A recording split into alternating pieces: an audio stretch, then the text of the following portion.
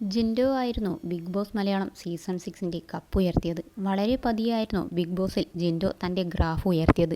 തുടക്കത്തിൽ വെറും മണ്ടൻ എന്ന വിമർശനമായിരുന്നു ജിൻഡോയ്ക്ക് ലഭിച്ചത്. അതുകൊണ്ട് തന്നെ ജിൻഡോ വളരെ പെട്ടെന്ന് തന്നെ പുറത്തു പോകുമെന്നായിരുന്നു പ്രേക്ഷകരും സഹമത്സരാർത്ഥികളും കരുതിയത്.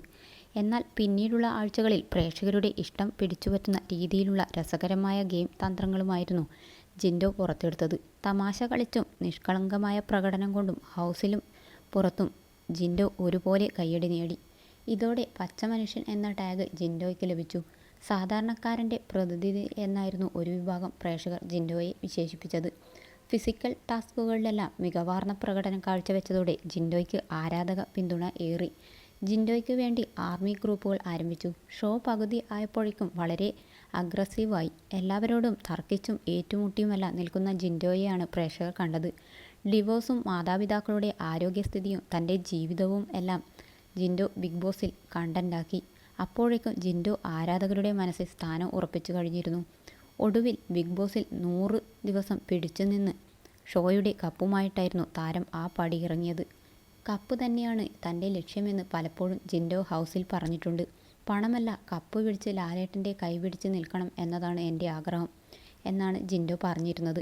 എന്തായാലും ആഗ്രഹം നിറവേറ്റിയതിൻ്റെ ആഘോഷത്തിലാണ് ജിൻഡോ. ഇപ്പോഴിതാ ബിഗ് ബോസ് വിജയിക്ക് ലഭിക്കുന്ന പ്രൈസ് മണിയും ജിൻഡോയ്ക്ക് ലഭിച്ചു കഴിഞ്ഞു.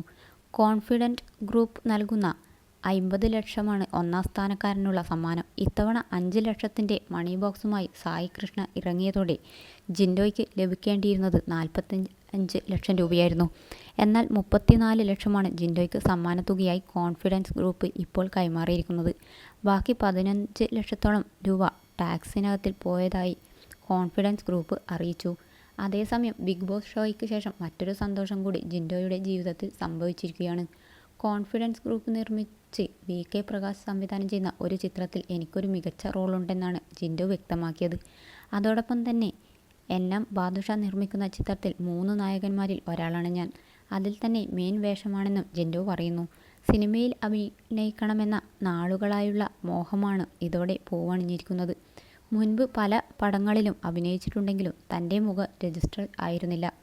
ബിഗ് ബോസ് ഷോയിൽ എത്തിയതോടെ ജീവിതത്തിലെ വലിയ ആഗ്രഹമാണ് പൂവിട്ടിരിക്കുന്നതെന്ന് ജിൻഡോ വ്യക്തമാക്കി.